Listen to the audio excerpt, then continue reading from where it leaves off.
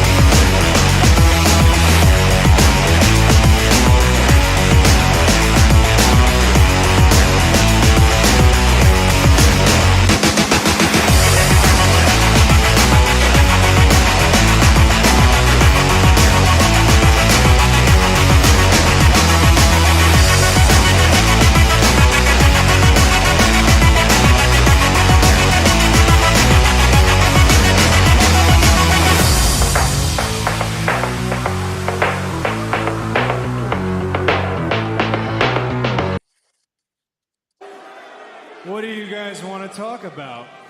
Let me talk to you. Yeah.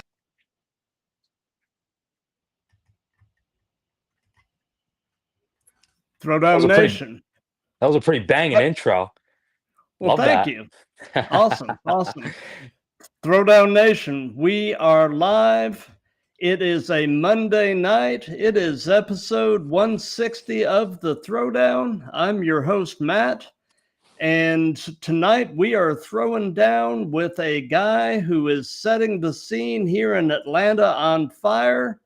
A guy who is yet another of the seemingly endless talent train emerging from WWA4 and the mind, blood, sweat, and tears of AR Fox. As a matter of fact, this guy is the Caesar of WWA4. Ladies and gentlemen, Steven Calozzi. How you doing tonight? What a beautiful intro, Matt. That was pretty incredible. So I'm honored and I'm humbled. And I consulted my coach before I came on here, asking him how how I should go about like doing these sort of like because this is my first time. So thank you again for the opportunity. I had no idea if I should have been in character or if I should be like totally normal, like Steven Calozzi, which we'll get into later. But very, very surreal, very humbled, and very honored to be on here. So Well, I'm thrilled to have you. Pleasure is all mine.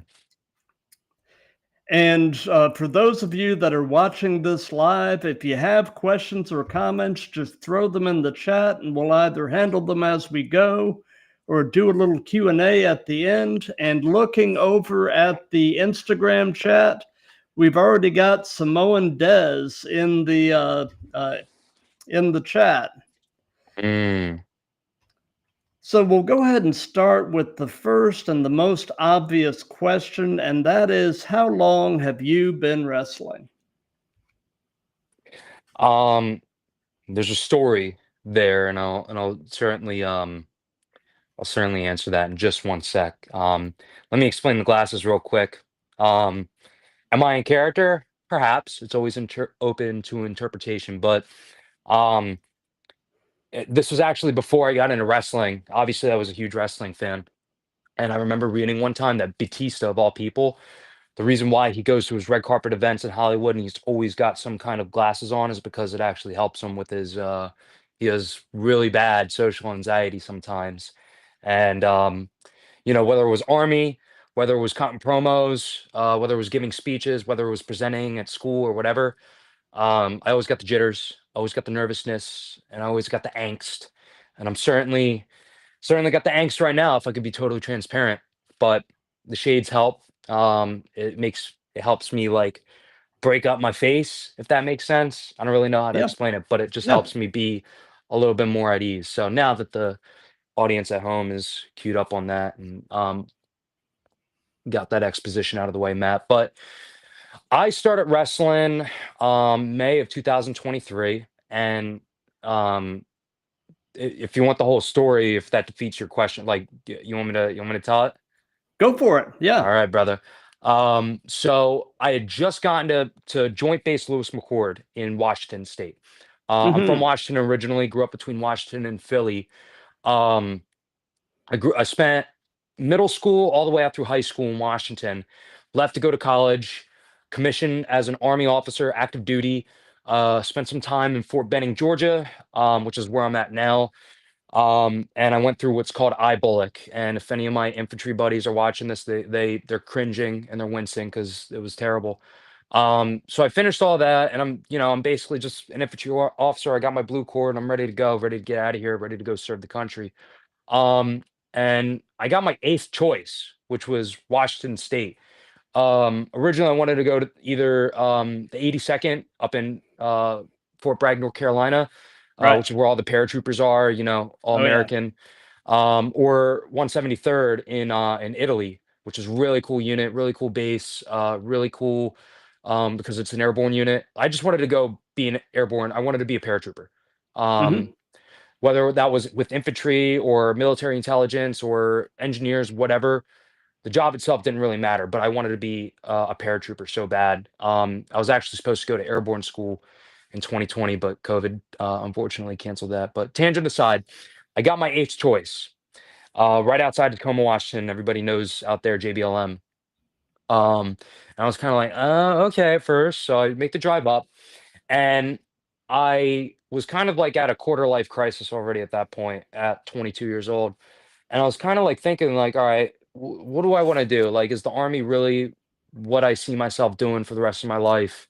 Um, and I figured that at that point, I had already lived such an extraordinary life, which we may or may not get into. Why stop there? And man, I tell you, Matt, like that, the whole entrance, the pomp and circumstance, the matches. I just watched WrestleMania 39, which was a banger show. Um, all that was really tugging at me, and I was like, you know what, man, I think I got to give this wrestling thing a shot.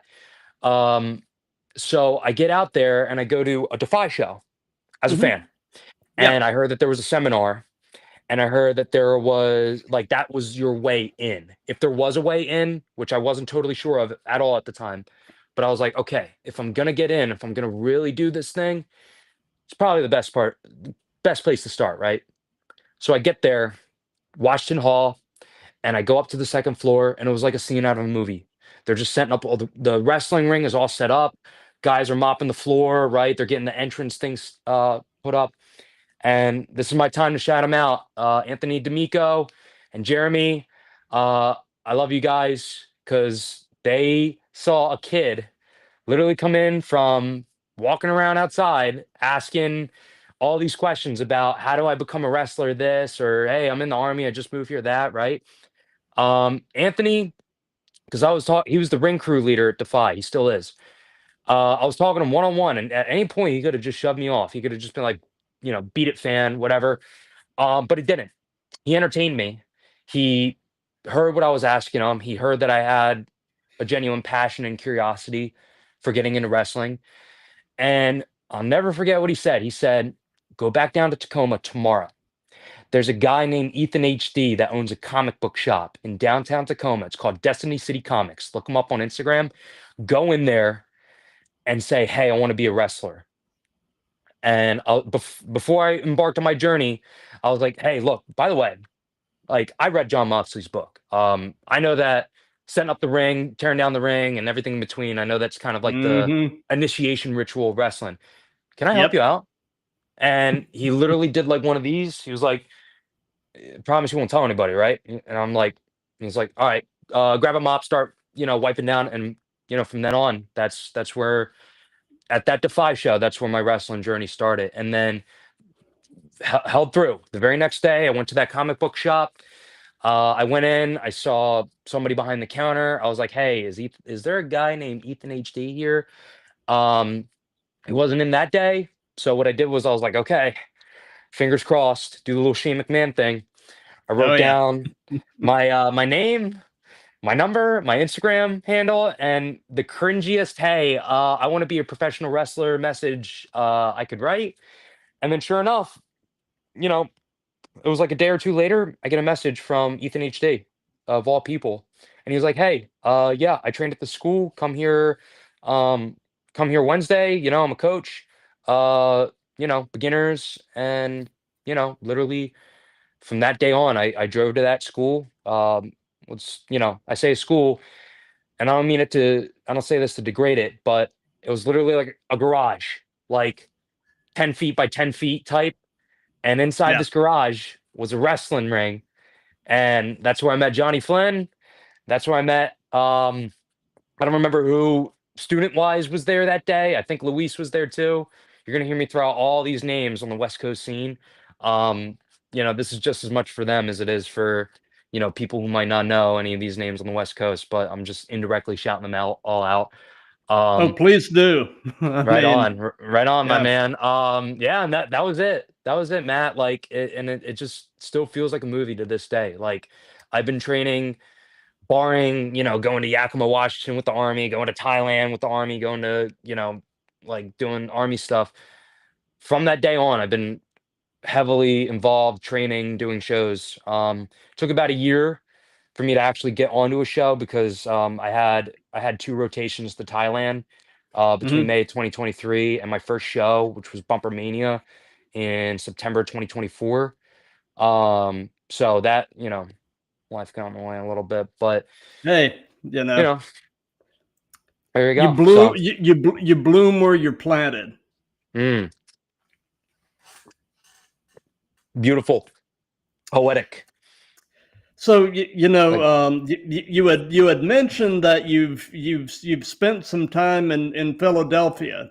mm, I've never actually been there myself, but I hear it is a great city, and talk about a city with a rich wrestling history. I oh yeah. mean, you really can't ask for a city that is more inextricably tied to professional wrestling. I mean, and besides, you've got a city that throws batteries at Santa in the Christmas Yep. parade. I mean, Oh yeah. you gotta love that.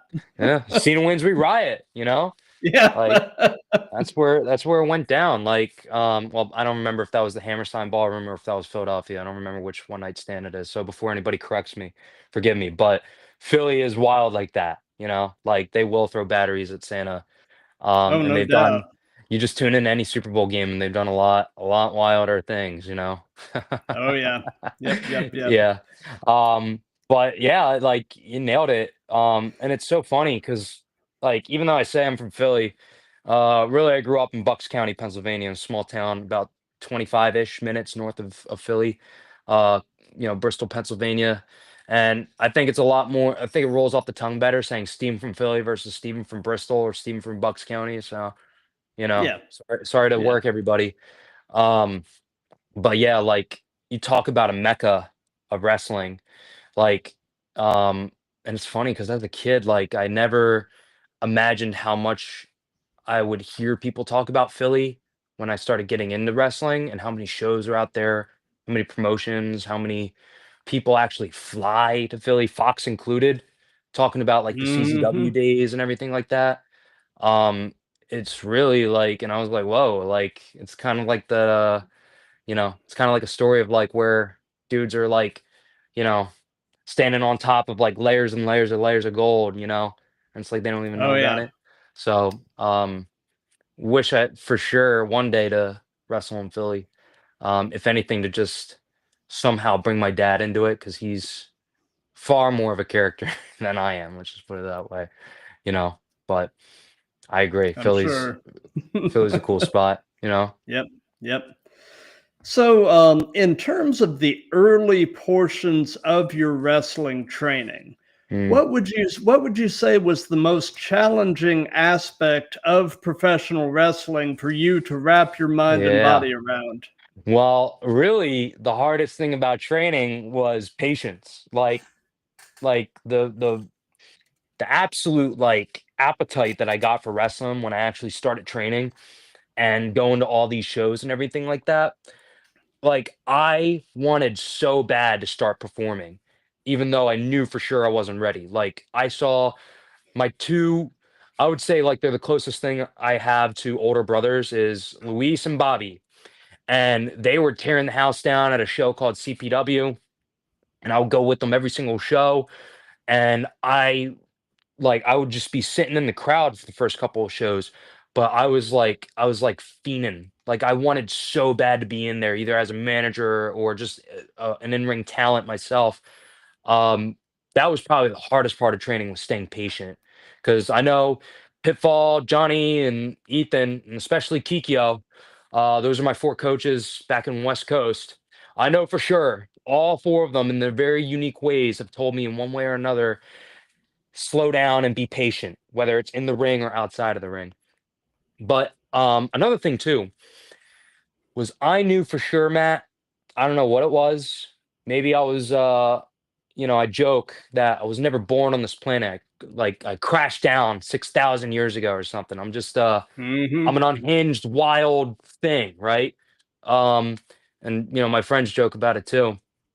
I might as well be born of hell itself, because I just have this natural inclination to be a heel. And I've tried so many times to be a babyface, but I knew from the moment I stepped in that ring that I was not going to be a career babyface. I wasn't even going to be. The money in Steven Calozzi is through Steven Calozzi as a heel. Steven Calozzi as a babyface is just something you don't want to see. Steven Calozzi is a Gotcha. heel. That's where the money is made, my friend. And I knew that. I knew that, like, just something was telling me. But what really didn't resonate with me was the intricate uh, and the complex nature of being a heel. One of the first things I did learn was that the vet is usually the heel, which I thought, wait, like, characters on TV, they're not just bad guys because they've been in longer. It's just they're bad guys that they want to be bad guys, right? Right. Um, the way that it was explained to me, and the way that I started seeing and I started putting the pieces together, is that, yeah, 9 times out of 10, at least on the indie scene, the more experienced person is indeed the heel. And, because they're able to structure the match backstage better, they have that street cred, you know, um, it's just part of the culture, for lack of a better term. And I knew that if I was going to be successful in this business, I was going to have to be heel, but I was going to have to figure out a way how to make up for that shortcoming of, I'm a very green guy, I'm a newcomer, right? And I'm not the most talented guy in ring wise to ever step in. I know that for a fact. So I'm really going to have to step it up as a heel. I'm going to have to learn. I'm going to have to study, like, what it takes to be that guy in that match. And granted, what helped first, I came in as a manager, managing my best friend Luis. He was also a heel. So I was able to watch more. Mm-hmm. And my first couple matches with SOS, which was the biggest promotion I was a part of out in the West Coast, um, my first few matches were with far more experienced people. My first match ever was the Island Rumble, which was really cool. And then my second match was a 3-on-2 handicap match, and I was just kind of like, I was the new guy on the team. Um, and that went a long way into, like, seeing the theory and the actual, like, the actual tangible nature of wrestling. So long-winded explanation aside, the toughest part for me was learning how to be a heel, being so early, learning to study my opponent before I meet them, so that way Mm-hmm. I could be like, hey, you do this one thing that's really cool. Can we do that? Or what do you want to do? What's your finish? What's a shine you feel like doing? Like, not just, oh, what's your shine? Like, what's a shine you feel like doing? Is there something Right. new you want to try out? How do you, what's something that pops the crowd? Like, how do you pop the crowd? You know? And that can't, trial and error. There were some times where it was like, didn't really work out the way I thought it was going to be. But you live and you learn, and you get better from your failures. So, but yeah, it was tough, and I'm still learning. I don't have it all figured out, but um, by and large, the moves and the sequencing and the footwork are all one thing. They're very tough in on themselves. But for me personally, figuring out how am I going to be a heel with so many experienced people, that was probably the toughest part of coming up, and still, even now, still training. You know what I mean? Gotcha. Gotcha. So looking again over at the Instagram chat, we've got Eric Young 999, Stibby07, Shama. and actually a guy from back from the days when this was a musically oriented show. Mm, David Porker is in the chat. right on. So you mentioned that you've been a fan of this stuff the majority of your life. Right. What would you say is your earliest wrestling related memory? Oh boy. Okay. So I'm definitely prepared for this conversation or this question Okay. many a times, even before this podcast. I even discovered it before we even started talking. I knew at some point it was going to come up. Um, let's just say my earliest wrestling memory was uh I just want to preface with saying very tough childhood. Um, and for those closest to me, especially Sam Stivey in the chat, Shama, that's my little cousin. He knows like what it was like, growing up. It was tough. It was tough in a lot of ways. And at one point, it was just me and my mom. We were homeless, and like I was just a kid. I had to have been 8 or 9, right? Um, and my mom's just trying to figure everything out. She's working 3 jobs to keep a roof over my head. But we weren't so lucky with the recession. So at one point we were homeless. We were living out of motels. We were living out of our car, and we were living at friends' places. And it was by fate alone, that I don't know if he's watching this right now because we do follow each other on Instagram. We don't really keep in touch. But Bailey Morris, I was staying at his place. My mom was out working, and Bailey introduced me to Undertaker versus Edge at WrestleMania 24, 2008. Nice. And I Nice. saw, and I'll never forget how he explained, because I always kind of saw wrestling. I was like, oh, it's like that boxing shit, like Yeah. whatever. Um, but Bailey sat me down. He was like, look at this dude. He's dead. I'm like, what? No, what is he? Jesus? Like, there's no way that he's coming back from the dead. Like, and then I see him do like, and especially too with like the long WrestleMania entrance and the fire and the druids. I've watched that match over many, many times, and I saw him make his way to the ring. I saw the eye rolls. Man, it was something spiritual. I just Something just awe-inspiring went down. It struck me as a child then, to all these years later. Like, I still, I could be on death's door and I'll never forget the first time I ever got properly introduced to wrestling was that match, was that Undertaker entrance. And I was hooked. I was hooked. And from then on, wrestling, like, I just became obsessed with it progressively. Started watching Raw and SmackDown every week, seeing more of this Undertaker guy. Oh, what's that? He's got a bald brother Kane. I started playing the games. I started, buying the old DVDs and everything. Um, and last point on this question, um, I like I said earlier, I read Mox's um autobiography, and in a way, Great wrestling was book. a phenomenal book. It's somewhere on the shelf, which I got from Ethan Yeah, man. HD's comic shop, by the way. Yeah, 100%, that is a book I can't recommend enough. I mean, 100%. Wrestling and non-wrestling related. Like, doesn't matter if you're a fan. Exceptional book, you know. yeah. Um, and I remember Mox talking about how wrestling for him was just more than entertainment. It became an escape. And for Hmm. me, especially because like right at that age, my dad came home. We were starting to move all over the place for various different reasons. Um, Wrestling became an escape for me, and like I didn't Yeah. have to worry about all the drama, all the fights going on between my family and extended family and friends and all this stuff. I could be a kid with wrestling. I could use my imagination. I could be inspired.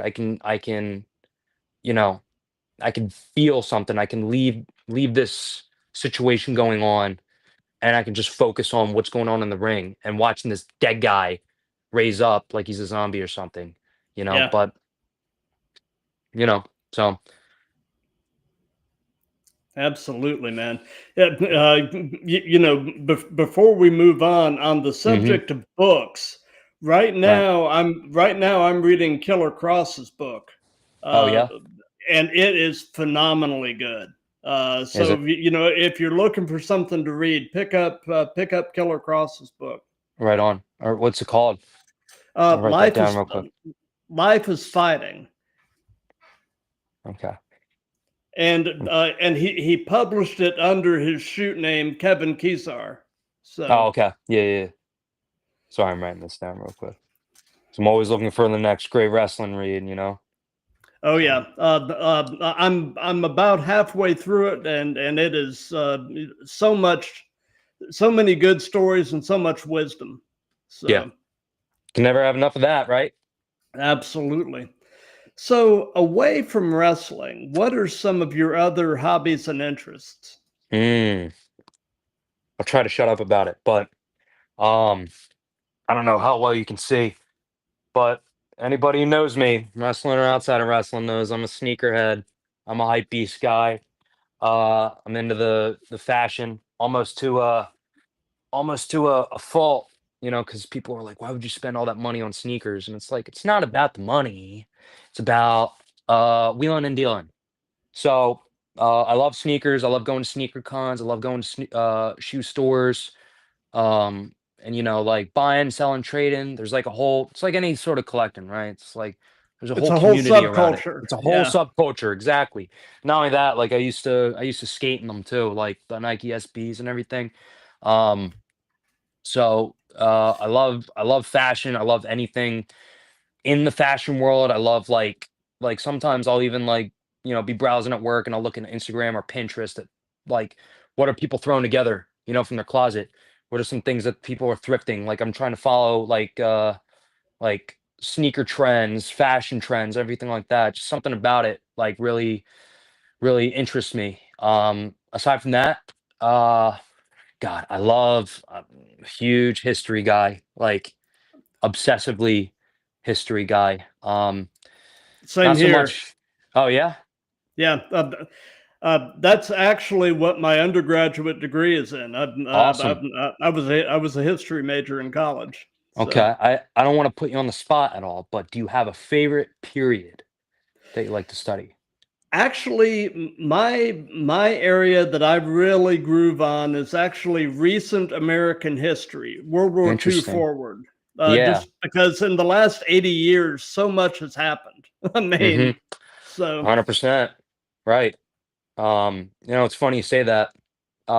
Another interest that I have, kind of somewhat tied to what you just said. So my undergrad, I dual majored. So I was in global affairs mhm, and conflict analysis and resolution, which I wanted to use as a nice. pre-law degree. Um, but you know, I don't think that's really where I feel a calling towards right now.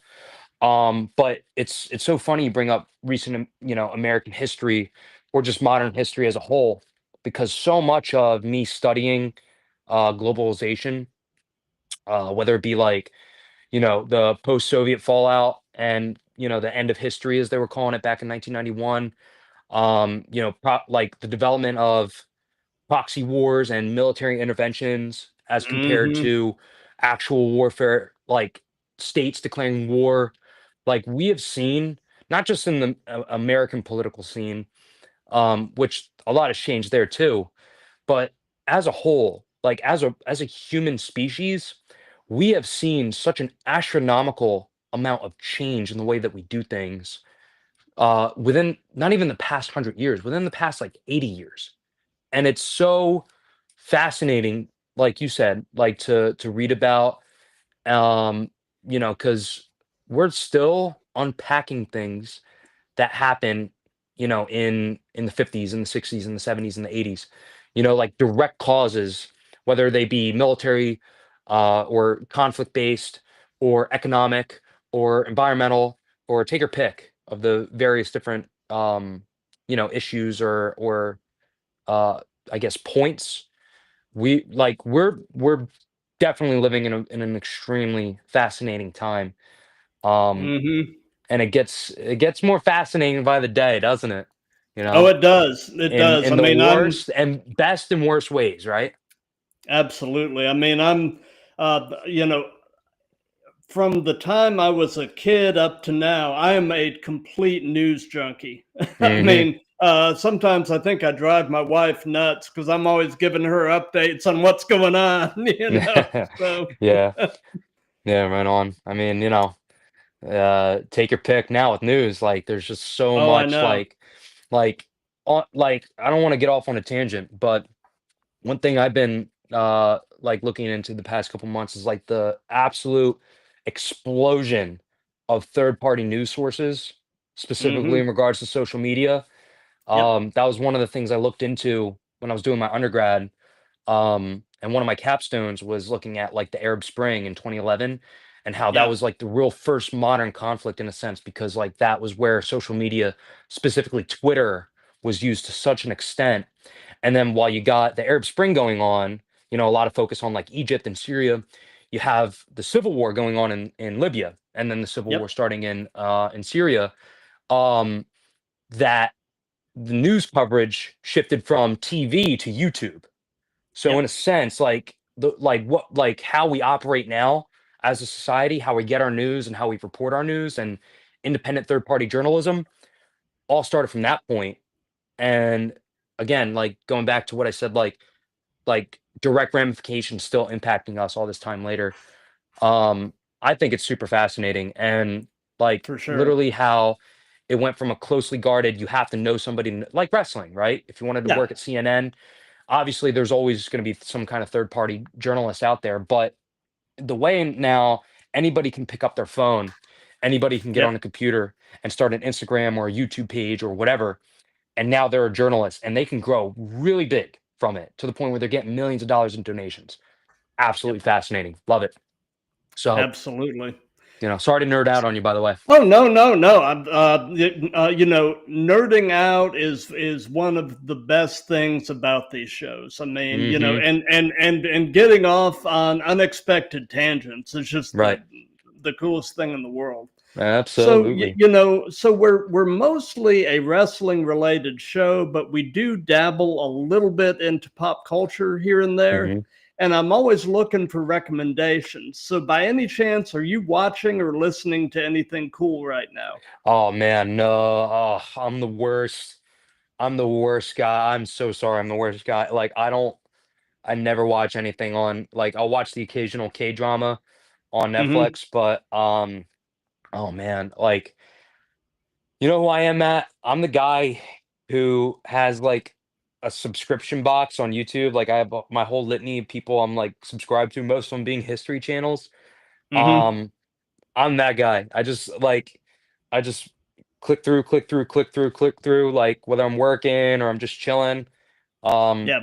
like as far as pop culture goes, like um, man, like any shows that I've watched or any movies that I've seen lately, like I don't know, like in that regard, like I'm a little bit more of a music guy, Hmm. to where I'm like in tune with, you know, the current pop culture status and, try to read up on news and stuff like that regarding music. But like as far as shows go and everything, um, I did just watch a mini series on Netflix a couple months ago. I rewatched it. Made.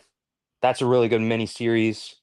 But Matt, I gotta ask, and this is gonna be like the most stereotypical coming from me, the stereotypical question out there. Have you ever watched Sopranos? Oh yes, All love, right, love, love, my love. man. I'm actually trying to get my son, my 16-year-old son, to watch The Sopranos. Mm. Hopefully, I can succeed because I know if he'll get into it, he'd love it. Oh yeah, So, yeah. I mean, like everybody that I've ever talked to that's watched that show is like absolutely obsessed with it. You know, oh yeah, um, yeah, and of course, us Italians, right? Like that's the hallmark of our culture. Like it's the perfect representation, except it's not. It's like the furthest thing from. But yeah. um, how many like it's funny like when I was first starting to watch, because I watched Sopranos with my dad. I started my sophomore year of high school, And I remember we went back. We were in Seattle at the time, but we went back home every summer. So we went to Hmm. see. We went to the Jersey Shore, and at Wildwood, right? There's like this dunk tank, and there's a guy dressed in shitty clown makeup, and he's sitting there, and you pay $5 for 3 balls, and you get to like dunk him while he's trash talking you. And he's like the most stereotypical like 5 o'clock shadow, cigarette hanging out of his mouth, guy in in clown makeup. And my dad like, all right, so pays $5, gets the 3 balls right, and my dad just like, you know, pros hopping right, like trying to hit this thing, and this clown the whole time is just roasting him. And at one point, he calls him a fake.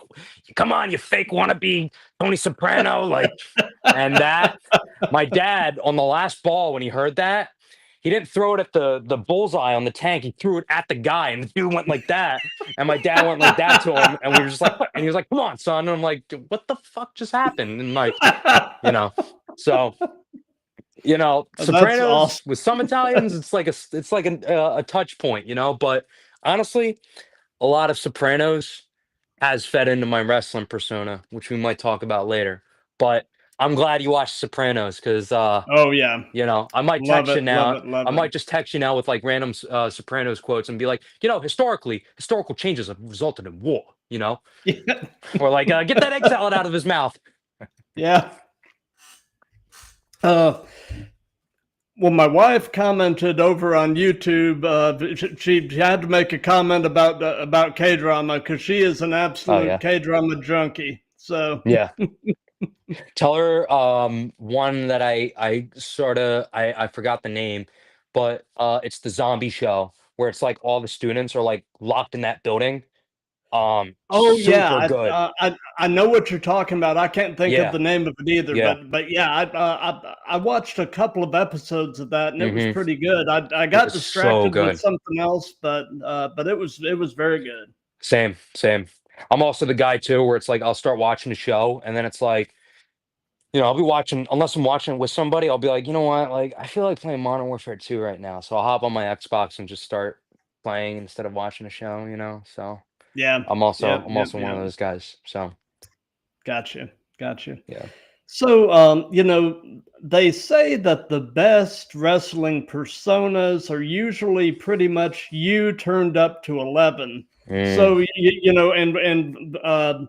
this is kind of a perfect segue, from what we were just talking about. So, tell us a bit about in-ring Steven Calozzi and kind of compare and contrast him with everyday you. You know, Matt, trying to like very minute differences, but for the most part, Matt, and for everybody watching at home, the Stephen What you Colozzi that you see is see what you get. exactly. Like you can, I swear to God, you can take this to my dying breath. You can go and magically pull anybody that's known me, but has never seen a wrestling show or seen a wrestling show that I've been on. You can pull anybody and you can be like, all right, like, here's this guy, Steven. And you show them a clip, like whatever wild thing I'm doing in the ring, right? Mhm. Um, and they'll be like, yeah, yeah, that makes sense. Like, I recently had my high school biology teacher, Miss Cutter, comment on like a video where I was making my entrance, and she like gave this paragraph about how, I always knew there was like a flair about you. Like that there was just something. I knew there was something going on away from school, and I couldn't quite put my finger on it. But now that I see this, I know exactly what that was. So trying to and that's why I think I go by my shoot name as my ring name Mhm. because um like there's no black white, there's no gray area. Like, do I turn it up a notch when I'm in the ring or cutting a promo or saying some wild thing, or if I'm all like, yo, look at me, I'm in Versace, I'm the Don and Louis Vuitton? Of course, in real life, I try not to be a braggadocious, like whatever. um but I'll tell you this, both you, Matt, and everybody watching at home, Ethan HD, my coach, said it the best. He said the best people in life and the people that go furthest in wrestling are the ones who, for better or worse, are unapologetically themselves. And Yep. well, obviously not for better or worse, you know what I mean? But Yep.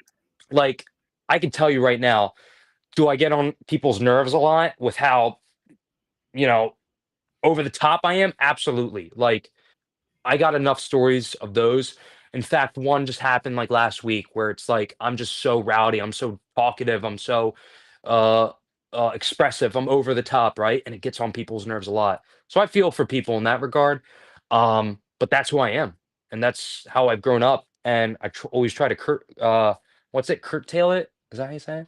Yeah. Yeah. So, but what you see in the ring is the real person. So trying to like articulate how it is I'm different. It's also one of those things too. I'm sure you've heard it before. When you step through the curtain, you're almost in a trance. You know, Yep. like yeah. So like it's totally different. Like it's business. It's the biggest rush of adrenaline that you'll ever find. Like you in one moment you're so stressed out about this match, about what if it goes bad, what if what if you botch something, what if you do this, that, blah blah blah blah blah, and then you step through that curtain, all that dissipates, and you just feel that energy, you feel the crowd, and you are totally locked in, like you've never been locked in before.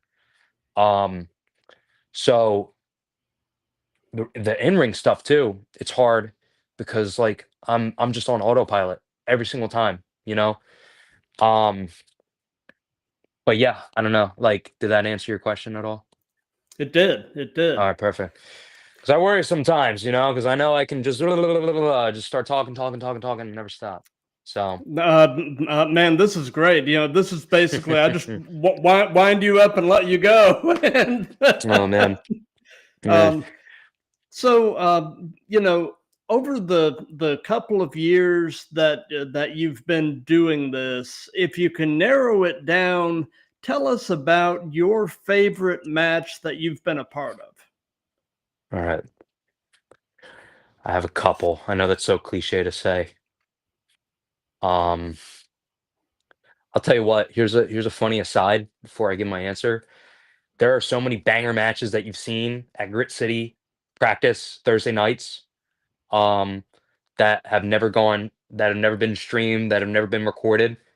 Because every Thursday was advanced students class. So, and it still is.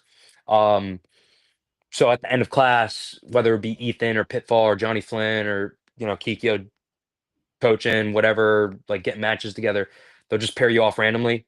Steven with Terry or Nate with Alex or James with Rob, right? Like they're just pairing random people off, and you just sometimes, Matt, every once in a while, you get a 5-star classic. Just had a normal Thursday practice, and nobody will ever know about it except the people in that garage. So it's beautiful, but it's tragic. Um, Favorite matches that I've been a part of. There was a match with Patrick Tully, which was my first singles match ever. Bobby, if you're watching this, I love you. So there's your shout out. Good sir. So there's that. My match with Luis was one of my last matches on the West Coast, and Luis Delamorte is like my best friend in and out of the ring. So that was really special to me. But one that really stands out, Matt, and I'll tell you why, is I don't know if you've heard of Pitfall Jones at all. I've heard the name. Okay. All right, right on. So we're cooking. I'm totally breaking kayfabe here, so please everybody cover your ears. But Pitfall Jones is an in-ring character, SOS. He used to wrestle in 3-2-1 when that was still a thing, and he goes all up and down, West Coast, whatever. He's also the head promoter of SOS, and he's also the head trainer at Grit City Wrestling. So he was my head trainer at Grit City Wrestling for the better part of 2 years. Um, so in a way, like this is the guy that, along with Ethan HD, along with Johnny Flynn and Kikyo, and Lottie Dottie, everybody, this is a guy who had a key instrumental part in my formation. Mostly on the character stuff. Like Ethan and Johnny Flynn were good with the like the in-ring stuff, and that's where I learned most of that from. But like Pitfall really taught me, like, or at least he told me, like market yourself. So, needless to say, I learned a lot from the guy. And my first ever SOS show was like maybe a week after that Defy show. I brought my kid brother Sal with me because he flew out to see me for like a week. And we go to the Mhm. show, right? And I'm like, I'm telling him, I'm training at the school now. I'm a nobody. I'm just a guy in the crowd. Um, I was nowhere even remotely close to a show. And who do we see? We see Pitfall Jones, this Indiana Jones guy come out. And my brother's like, oh my God, it's fucking Indiana Jones, right? So, he's doing that. He cuts this promo and he has this really good match with Ghost Pirate Brian. Um, and I remember seeing that match and like easily the most memorable match of that night. And I thoroughly loved it and enjoyed it. Watched it back a couple times. Over the course of the 2 years, though, I really got to know Pitfall. I really got to know how his mind operates, and I really love the guy. Like genuinely, I hope it's not insulting of me to say, but he's like the closest thing in wrestling that I guess you could say I have to a father. And like, he would smack me on the ass figuratively when I did something really stupid in practice. And be like, no, don't do it like that, do it like this or whatever. So all this time goes by, right? I'm learning from Pitfall and I'm seeing him have these matches. He green lights my match. He gives me critiques. He gives me this. He gives me that. We have dinner together. We have this, we that. Fast forward to April this year, and I kind of started telling everybody that I was going to have to PCS or permanent change of station. So my 2 years of lieutenant time was coming up at JBLM. So as normal in the Army, I was going to have to go somewhere else. And this somewhere else was unfortunately Fort Benning, Georgia, halfway across the country. And I pitched it because I really wanted to do it. I knew it wasn't going to happen though. I grabbed him around the arm and I'm like, Steven Calozzi, Pitfall Jones, Excursion, which is the big Seattle show of the summer, right? Mhm. And I thought, yeah, no, it's not going to happen. And Drew was, he's just kind of like, we'll see. Fast forward, I have a match with Mojo, an SOS character, and I get through the curtain. Good match. And like it's one of my last ones out there. I was really proud of it. I get through the curtain and Pitfall is just like, you earned it. And I'm like, earned what? And he's like, I'll see you at Excursion. I'm like, oh, okay, all right. And my heart exploded because like here I am, I get to have a match with this eccentric character of a guy who's also been such a formulating person in my life for the past 2 years, role model, father figure, et cetera, right? Um, it's that match. It almost came full circle. Like it's the match that I remember at SOS the most, my first ever show. Um, and now all the way back, I get to say that my last match in Washington, for the time being at least, was Pitfall Jones. And Nice. I tell you what, Matt, I'm a little bit of a trash talker on social media, and I like to make memes. I like to like really make fun of my opponents on social Oh yeah. media. Oh yeah, yeah. And man, let's just say like, Pitfall really got the best of me in that regard. And this whole month, like the whole month, I'm just like every single day, like I'm throwing stuff on Instagram, just throwing shade at them, roasting them, right? And then we Hmm. finally have that match and it was like I can't describe it. It was so special. Like it was in front of a really really hot crowd. I was with some of my best. I was with another mentor of mine, my actual kayfabe father, Steve. I had Terry with me, Evie, two of my best friends that came up with me training. And then I have this match with Pitfall with Aubrey Edwards from AEW refereeing it. Like Oh yeah. and I tell you what, like we just had a blast. And last moment of the show, like yeah, like I lost, right? But I shook his hand. He looked me square in the eye, said something very personal and motivating. He leaves the ring and he lets me have one last moment with the crowd before I got on a flight literally that night and came back here to start my journey at the four and the whole Atlanta and Alabama wrestling scene. Um, but for a lot of reasons, that I touched on just now, that's a very special match to me. And it's hard to classify something as a favorite because there's just so many things that I want to say about this match or that match or this match or this match. But that match to me still stands out because it's like it's so surreal that it happened. Like I cannot believe that I can look back and be like, I had a match with Pitfall Jones. Like Yep. it's just special to me. It gets me giddy just even thinking about it. So You know, that's one of the many cool things about wrestling, just the cool little moments like that, right, yeah, Um, yeah. but my wife thinks that the show that we were talking about might be titled "All of Us Are Dead." All of us are Is dead. Yes, Yeah, yes. That's it. I knew it right. Like it was on the tip of my tongue too. I was thinking about it because it was kind of driving me crazy because it was like I know what it's called because I've watched 3 episodes of it now. I know what it was called, but like I was thinking about that as I was talking about the Pitfall Jones match, and gotcha. yeah. So thank you. I love when that like itch right on the tip of your tongue is just Oh like yeah, you finally get yeah. it, and it's like yes. Yep. So good show. So, Very good show. so looking over at the Instagram chat again, we've got a Meet Empire 80. Mm, We've got actually a young lady who was on the show not terribly long ago. We did a kind of a super fan spotlight episode of this girl Brianna Franklin. She's down in the Orlando area of Florida, right and on. and she's a super fan and also an aspiring wrestler. And she said she actually starts her training at House of Champions in Orlando on October 13th. And Congratulations. she wants to know if you have any good advice before she starts training. Oh, I'll tell you what. Like I hate to be that guy, but I still feel like I'm a trainee too. Like because man, that feels so like weird being asked that. Not in a bad way, but it's like I still feel like I'm the one asking all the questions. Like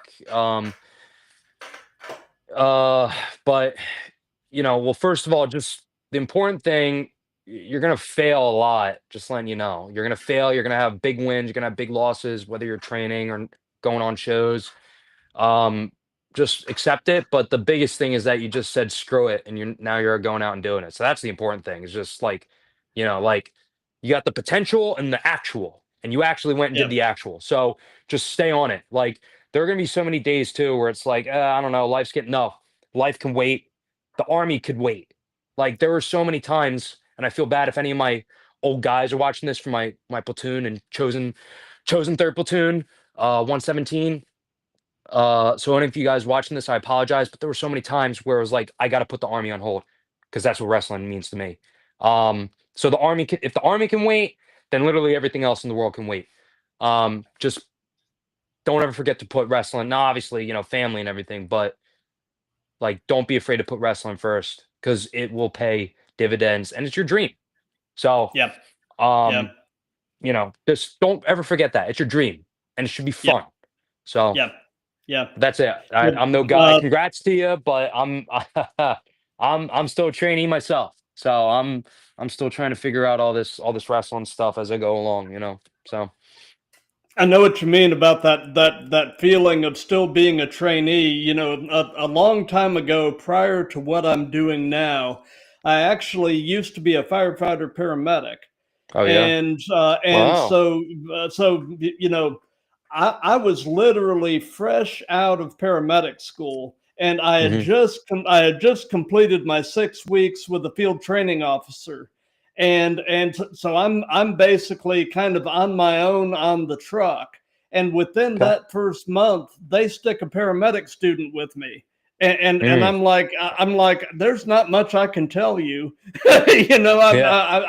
I still feel like I'm barely competent to be out here, and they're Yeah. expecting me to have wisdom to impart to you. Oh yeah. I'm not your guy. So, but yeah, so I completely get where you're coming from on that. One more thing on that, and it's something that lives rent free in my head so much is that, and I don't want to shit on the army or anything like that, but Man, when I was talking about that previous job as a platoon leader, mind you, like Hmm. I was a PL while I was still training and starting to get on shows. Um, the fact that the Army won't trust north of like $22 million and like the direct supervision of dudes your own age at 22 years old, because I was 23, 24 as a platoon leader, like very young age to be given that level of responsibility, and Yeah. like um lot of moments both in wrestling and outside of moments where it's like like I don't know if I'm the like that way, like he went that way, so I feel that, man, but good on you though, firefighting and EMT and all that stuff, nothing but respect for those guys, Oh so yeah, it was a great lifestyle while I was single. Once I got married, being away for 24 hours at a time yeah, kind of lost its luster, and I was able to transition into something related, but with a more right, normal lifestyle. So, there you but go. so you know, if you could only be one, would you rather be great in the ring or great on the mic? I already knew. Oh yeah, I would so much rather be great on the mic. 100%, I kind of Yeah. figured as much. Gee, I wonder why. I wonder why, right? Oh man, like I'll tell you what, uh physically, I'm not the most imposing guy out there, let's just say. I'm on a good day, I'm 5'10" of death and destruction, right? But like there are dudes that are like 6'3", 4, 5, 6, 7, a million, right? Like Yeah. just tall behemoths of human meat, and they can do all this crazy stuff. Like um, one of my good buddies at the four A Town, he's like 6'5" or 6, something like that. Tall dude, can do everything in the ring, and then he'll casually just get up like giant of a man, right? Yeah. Casually get up on the top rope and hit a 450 splash. Like, huh, yeah, good luck. I'm never gonna do that. But I'm quite a talker, and I've I know I can talk myself into some pretty gnarly booing sessions. Let's just put it that way. I don't know. I don't know what it is either though, but like I think not to roast the guys that are good in the ring, like far from it. There's so many people that I wish I could have the wrestling ability of, not from a place of jealousy, but it's just like, man, like that is such a cool move. Like I wish I could hit that. Um, but to me, like the wrestlers I always gravitated towards were the ones who weren't so much focused on the in-ring stuff, but they were focused on not even really the mic stuff, but more of like the character work and the crossover appeal into pop culture. Um, like I'll tell you something, Matt. Like real quick story. I'm sorry, but real quick story. I was in Thailand. This is February 2024. So I was in Yeah. Thailand. I was on a rotation. And it was boring. Like we would just be there would be days where we would just be sitting out on these cots, like an open bay Hmm. ordeal, right? And I'm just like literally sitting like this on my phone all day. All my guys were too. Like we were just chilling, right? Like that was our lives for like a month. And it was right at that time where I think was the best period in WWE in a while, which is where the final boss came back.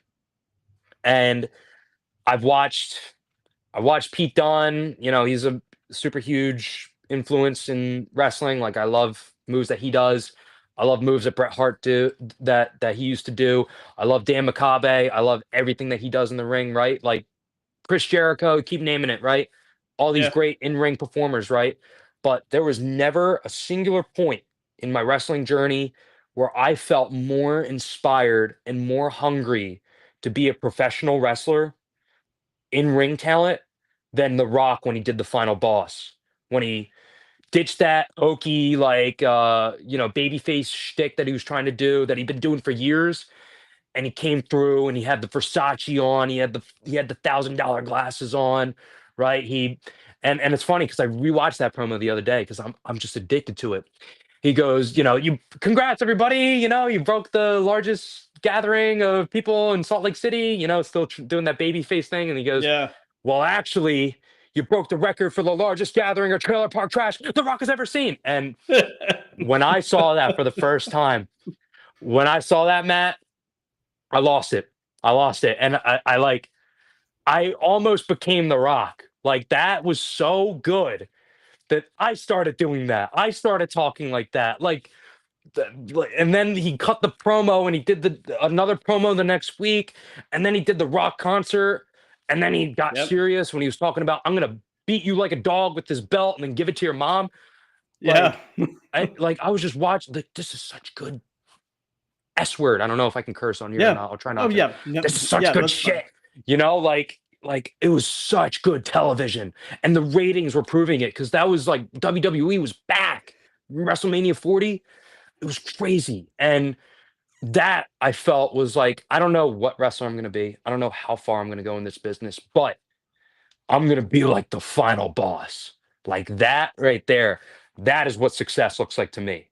And Yeah. if it can't, but then you look at WrestleMania 40, Rock, granted, he wasn't terrible, but he's just like this big giant punk. Like we had a watch party at the school for WrestleMania 40, and The Rock was like just he looked super jacked, right? But it was almost like he was too jacked. Like he was walking around like this, and Yeah. he didn't hit a whole lot of moves.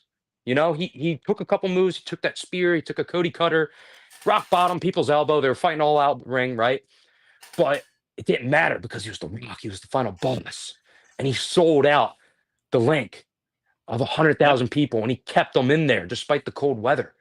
And I was just mesmerized, and I was like, that to me, that's what success looks like in professional wrestling. And if you're really gonna if it's like good in the ring or good on the mic, it's good on the mic. And we'll see. We'll see where everything else goes, Matt. But I'd rather be good on the mic. Just saying. Yep. If you smell what the Calozzi is cooking. Oh. That was so cringe. That was I so cringe. smell the sweet aroma. Oh yeah. The sauce, right? The pasta sauce, right? So, and this is a question that when we were talking offline, you had definitely requested that this be included. So what has been your most unusual encounter with a fan? Oh yeah, here we go. Oh man. Okay.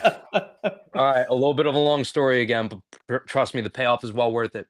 Go for I'll it. make it short though. I'll make it short. So when you're beginning, or this is at least how it used to be, when you were beginning at Grit City Wrestling, if if you were helping out on the show, putting together the ring, merch table, all that stuff, they gave you hold on. I have it around here, but if I don't want to dig through my stuff, but if you look on my Instagram, you'll see the red shirt, the red button-up shirt, island shirt, because SOS is like an island themed gimmick. That's the gimmick of the show. So they give the crew like an island shirt, like a cut off, like cabana shirt, whatever. And you're known as like the Island Boys, right? Because Bobby and Marcus later became IPA. At first, before they even had a gimmick, they were Island Boys. They were just helping out. And then there was a guy, and I'd say just a guy. He was the guy. My dad, my father, Dante Smythe. He had this gimmick where he was kind of like a little, it's hard to explain, but just he was the boss of the island. So whenever he had his matches, he had Island Boys come out as his goons, take the cannon fodder, just all beginner students, right? Yeah. And then you were kind of like a no-name, faceless, whatever, until creative came over and gave you a gimmick, or you pitched a gimmick and it worked. Like in the case of Luis, he was like an Island Boy for like one show, and then he did the Nick Delamorte gimmick, and it took off. And like that, either they come to you for a gimmick or they give you a gimmick, or you pitch a gimmick and it works. So here's my time to start this Island Boy thing. Like I'm helping out the shows. At first, like my first couple of shows, I was doing the camera. And then it was like, all right, we have somebody else on camera now. Just be an island boy, help out Dante with his match. And at first, like if you look back at my early Instagram, we all like there was like four of us. There was me, James, Evie, and Jaden. Like we were the core island. We were actually called the island staff, was what our gimmick name ended up becoming.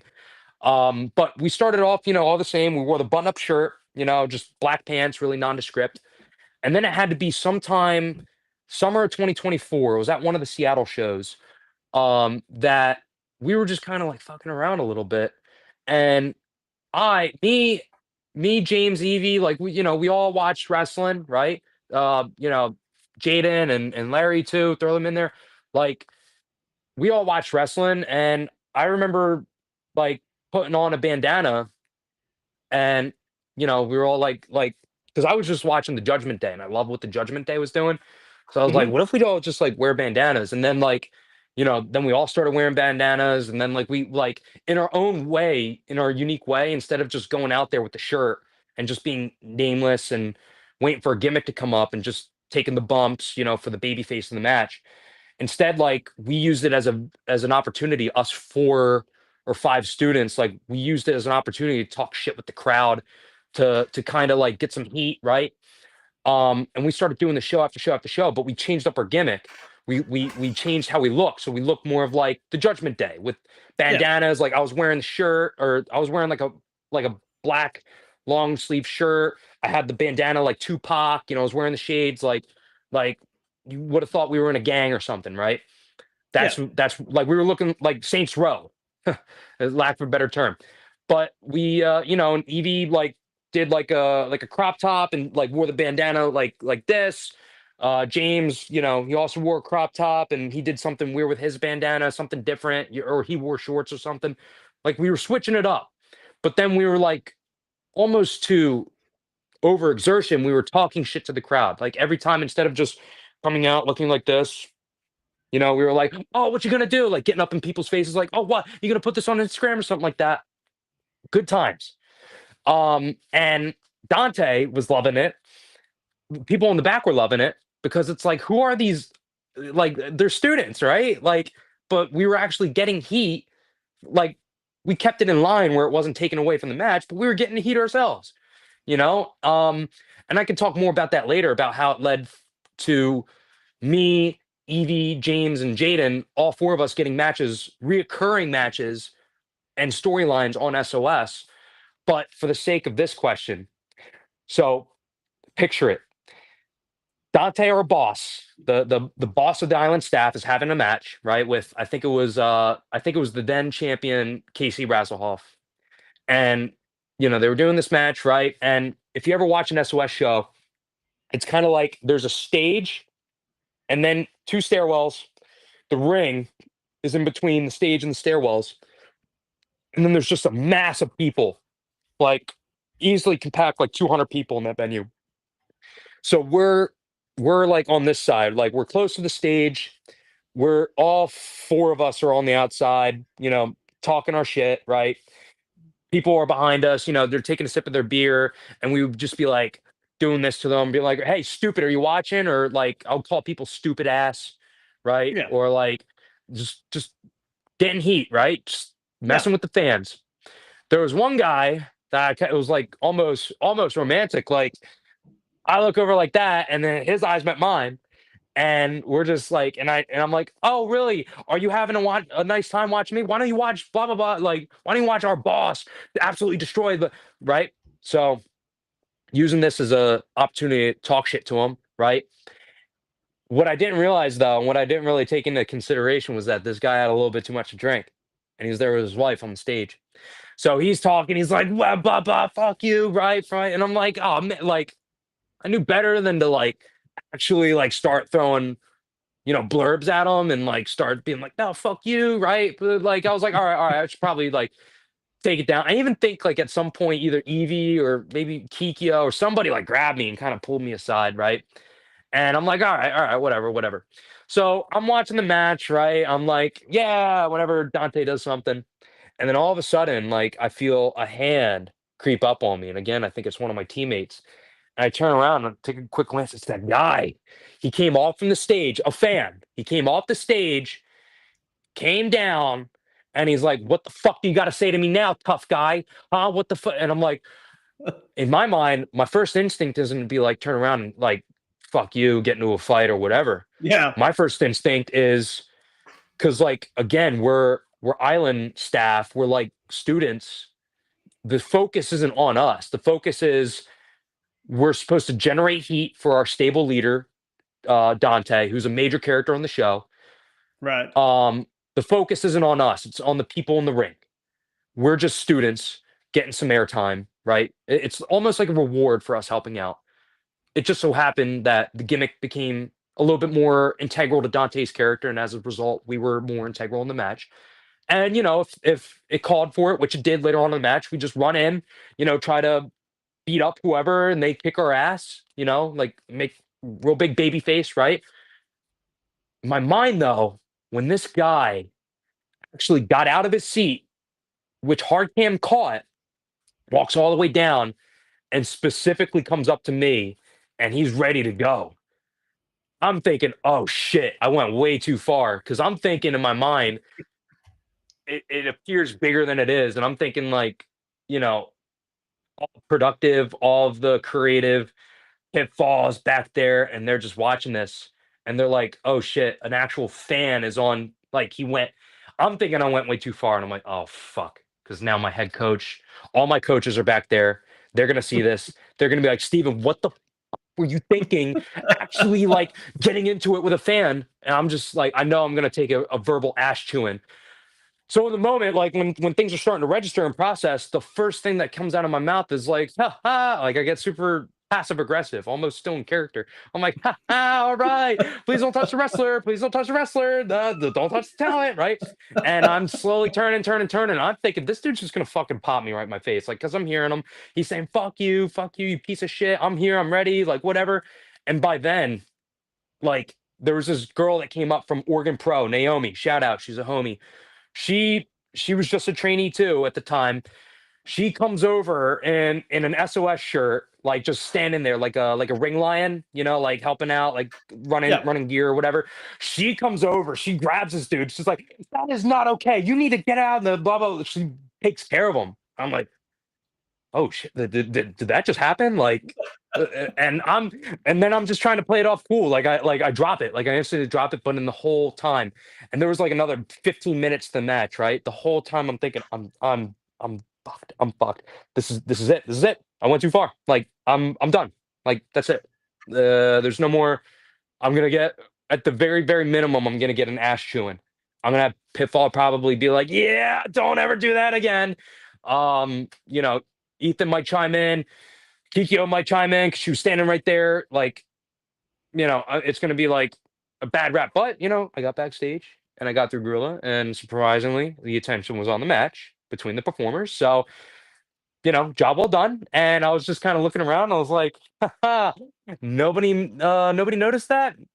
All right, we're just going to keep that in the past, But it was a very fond memory of mine because I always love the quote from Roddy Piper, and I don't know if he actually said this, but in my mind he did, was that, you know, kid, if you ain't got them in the parking lot with a knife trying to stab you, you ain't doing it right, brother. So Yep. in my mind that night, I was like, you know what? I had a fan wanting to kick my ass. At that point, I knew that I was a-okay. I was on the right path, Yep. So yeah, funny story, like oh, total oh shit, no idea what to do moment. Like I was totally in the wrong. Um, because I brought attention upon myself when I guess I shouldn't have. But very big learning lesson there. But it was also Oh, for weird too, sure. because yeah. Like at the also too though, like it's better though if you're an in-ring performer. Like obviously you don't want fans jumping in the ring and Right. getting their head squashed in. But like if you're not the actual focus of the match, don't bring unnecessary levels of attention to yourself. And that was something. It was one of those things baby's got to learn. So I went and learned it myself the hard way, and it almost was kind of disastrous. But thankfully it wasn't, and cooler heads prevailed. And I actually saw that guy a couple times after. So nice guy when he doesn't want to, kick my ass. Exactly. Yeah. So But love you or hate you, they'll never forget you. And if that's the case, you're doing your job. So all right. Well, there you go. As long as people are entertained, are you not entertained? Is exactly. probably Gladiator's most famous quote. So Yep. So and this can be present day or past. Who would be a dream opponent? Who would oh Steven man. Calozzi love to share a ring with? Man, I've thought about this a lot. And as far as like people, big time, like, you know, I don't, and I might be weird in that I don't have like aspirations to wrestle people in the WWE right now because they're not on my food chain.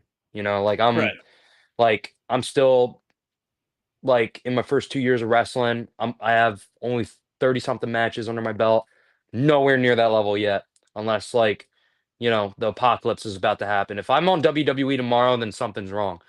Um, but um, so in that regard, like, would I love to wrestle Roddy Piper, and would it be a fever dream of a match? Yeah, probably, because if I saw Roddy across, God rest his soul, if I saw Roddy across from me, I'm like, yeah, you know what, it's time. I would love to see the character dynamics between me and him bounce off. But as far as current people though, I'm gonna throw out some Pacific Northwest indie names, so super niche, so maybe not everybody might get them. A real dream opponent mine right now, goal wise, is Amira. Top babyface, prestige, defy. She comes to SOS pretty routinely. She's like the babyface.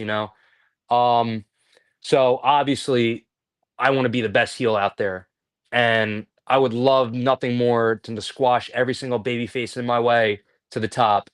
And it's like General Grievous in Star Wars is like another fine addition to my like another great victory where I'm slashing through your heroes and making bone dust out of them. So Another she's head on the one. mantle. Yeah, there you go. Right, I'll put them right next to my Cherry Stew CSBs. Right. So she's one. I'd love to get a one-on-one match with Kevin Cook, KC Rasselhoff. We've had a couple matches, but never one-on-one. So Kevin, if you're watching this, I want to let you know it's personal now. So I'll be seeing you very soon, God willing. So there's that. But more than anybody, and this is going to be super duper niche. All right. But there's one man that I want in a ring across from me more than anybody, and that is Nathan Holiday, also known as Tiny Cowboy, who is a very, very good and talented referee on the indie scene out in the PNW, and he's very good and he's very beloved. And we train together, he and we've had like I was telling you earlier about those Thursday night matches. Um, we've had a couple bangers, like 7 minute, like just he knows how to get a crowd like how I am starting to really get a crowd to hate me and boo me. He knows how to get a crowd to just love him. And it's like something out of Dragon Ball Z where just two like beams of energy just collide off of one another. So uh put me down as my dream opponent right now in front of maybe like DOA or SOS or wherever that's willing to have it in front of a big crowd. I would love to take on and maybe even put over if I'm feeling generous, Nate. Nathan Holiday. I would love to wrestle that match and take the Splash O from El Paso, as he calls it. So Nice. yeah. Uh, you know, I would love to see you someday have the opportunity to at least get on the mic, you and MJF. Oh, oh I yeah. think Yeah, I right. think that would be a clash of the titans. Oh, really? Yeah, the unstoppable force meets the immovable object. Yeah, God, verbally. yeah, you know, It's like I've heard people bring up MJF before, where it's like, man, that would be something. You and him, I'd be like, yeah, like God, I don't know what I would say to that guy. Like, I'm just like, big fan, LOL. Like, um, like, yeah, he would probably like, I don't know, he would probably be like, who's this? And be like, okay, yeah, yeah, yeah, you big leaguing me right now, kid. All right, I'll shut up. But like, you know, that would be something. I will say that. I will be It that would would. be something. So It would. yeah. So, so you've been doing this long enough that I'm sure this applies to one degree or another. So I'll ask, what hurts right now? Hoo-hoo. Um, uh, what hurts the most is the fact that I live 2 hours away in any direction from wrestling. Physically, um, oh yeah, totally. I've never had any sort of bad injuries at all, like that aren't going to be permanently there Yikes. for the rest of my life. Whew.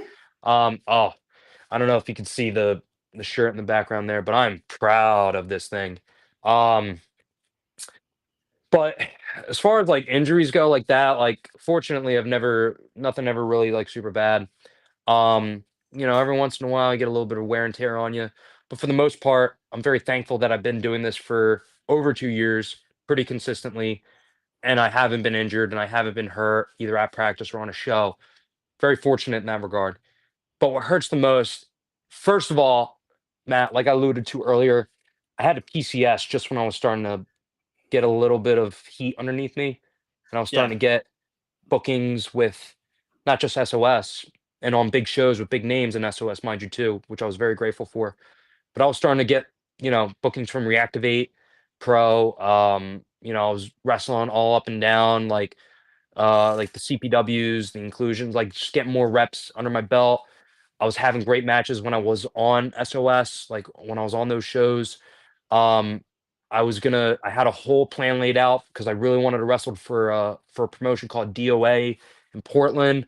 Another one, PAL Pro Wrestling, that I really wanted to wrestle for, and I got to talking to the promoter a little bit down there. But at the time, it was just too late because I knew I was gonna have to piece it. My report date to here, Fort Benning, Georgia, was June 1st, and by all this is going down, right? It's like April, May ish. Like time was coming up, and I couldn't really do pitch anything concrete. I didn't want to have to owe anybody favors or anything like that. I wanted to earn it. Um, so it's just really unfortunate timing more than anything. So that's what hurt the most, was that I missed so many opportunities. I missed a lot of opportunities to have great matches with my friends and with the people that I loved and cared the most about in wrestling. Because they're all having amazing banger matches with one another, all up and down the coast, and it sucks that I'm missing out on that. And moreover, like, these people are my genuine friends. Like, we would hang Right. out outside of, like, God forbid, kayfabe breaks, right? But like we would hang out outside of wrestling, like outside of practice. We went like sky jumping or like the little trampoline parks. I'll never forget that day. Like me, James, Larry, and Kikyo, like we all went there, hung out. We would go get dinner together. We would go get like there was the 3 a.m. Denny's uh I guess buffets or feasts fit for a king. And then like specifically 3 a.m. Denny's with Steven. It's a shout out to Franny. Because she knows that I get like absolutely after a wrestling show, I get absolutely wild. Like I'm just like, I tell the waitress, like, hey, we just wrestled on a wrestling show. She'd be like, yeah, don't care. Move on. Super funny, super good times with some of my bestest friends I've ever met, you know, and it sucks that I'm not there with them and they miss me and I miss them. So it feels like I lost a lot of opportunities having a PCS here, and I tried to fight it, but just nothing I can do about it. And what's worse is that it's not like I moved across the country to, it sucks because I miss home, but hey, it's okay because like I'm here in Atlanta. I got the four. People are like talking about the Nightmare Factory. There's all these promotions, right? DWA, there's action, there's Southern Honor, there's this, that, and that. No, I'm 2 hours south of Atlanta in Fort Benning, where there's like literally, Matt, WWA 4 is the closest I have to me, which is an hour 40 drive on a good day away. Yeah. And it sucks because I have this itch, almost like an addiction to wrestling. I love it. It's my passion. It's my like it's my life right now, you know? Yeah. And it sucks because I want nothing more than just wrestle, wrestle, wrestle. And I got to drive hour 40 to, you know, um to WWA 4, which, by the way, almost every single time I've driven back, it's been like 1 in the morning. By the time practice lets out and I get back, I got to drive up 2 hours and 30 minutes to Pro South. I got to drive up 3 hours to go to Chainmail Show at DWA. Another 2.5 hour drive up to Classic City Wrestling. I got to, like, if I wanted to ever go to Action, it would be like, like, um, it sucks because I also feel like I'm missing out on those dinners and hangouts that all the four guys and gals have.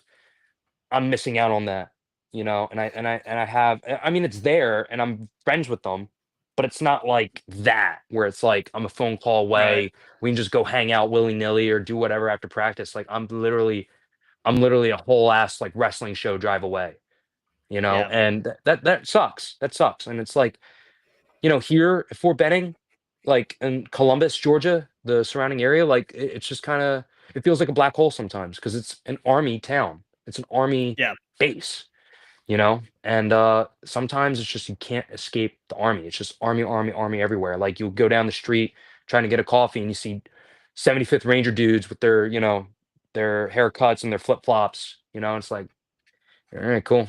Army on base, army off base, like it's Yep. very little, like there's not a there's no break, so if I want a break I gotta go drive, like I gotta go get it, almost. So Yep.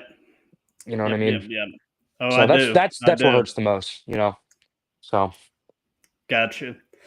So, knowing everything that you know at this point in your life, if you could give any advice to your younger self, what would it be? man, Gabriella's watching this, which she just texted me, so kind of I'm putting her on the spot. But we talked about this before where it's like if you got to go talk to your younger self, what would you say? And I vividly remember saying, like, you ever read like the Greek classics, Matt, or like, Hmm. like story, yeah, like stories with like oracles in them. Yeah. Um, like I know it's not Greek, but like Macbeth is one example. Oedipus Rex is another example where it's like it almost feels like a self-fulfilling prophecy. So it's like if I go back in time and I tell myself, "Hey, don't do this," I know my younger self, little bastard that he is, he's gonna be inquisitive. He's gonna ask a ton of questions. He's gonna be like, "Oh, what do you do? What do you do? What do you do?"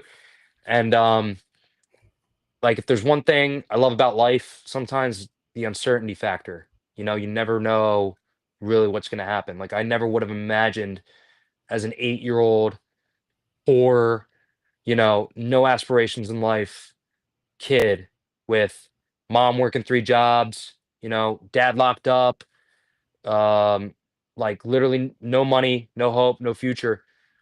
If you told that 8-year-old kid watching that Undertaker match that he was going to be doing that one day, like where do you even like start with something like that? You don't. Um, at least for me. But getting back to your question, like, um, if I had to go back and tell myself one thing or teach myself something, um, that's tough because I would love to. I almost don't want to redo my life, you know? A lot of tough trials for sure, a lot of life lessons learned, and especially with the army. Like I've been pushed to my limit and beyond my limit so many times, um, where it's you know, like you're in the middle of Thailand in the Thai jungle and you get into an argument with your battalion commander and he walks away and he's ready to chew out your platoon and you just take off your helmet, you take off your vest and you're like done with life. Um, true story. Um, I struggle with that a lot because like I love I love everything that's happened, good and bad, and it's like I have no regrets that I can think of. And it's very humbling to say that. So it's like I almost don't know if I want to, like, to make things easier. Yeah, sure. Like, don't do the army. Say no to the scholarship. Keep your freedom. Let your hair grow. Start wrestling sooner. Right? I could say all these things, but it's like if I didn't do the army first, how much different would wrestling be? How much different would my work ethic be? Because I lost 100 pounds, doing this army stuff. Um, just to be in the army. Um, it's really tough to narrow it down. So I'll think more about that question. But for right now, Matt, I hate to be a cop out, but like I don't know if I would go back and tell myself anything different.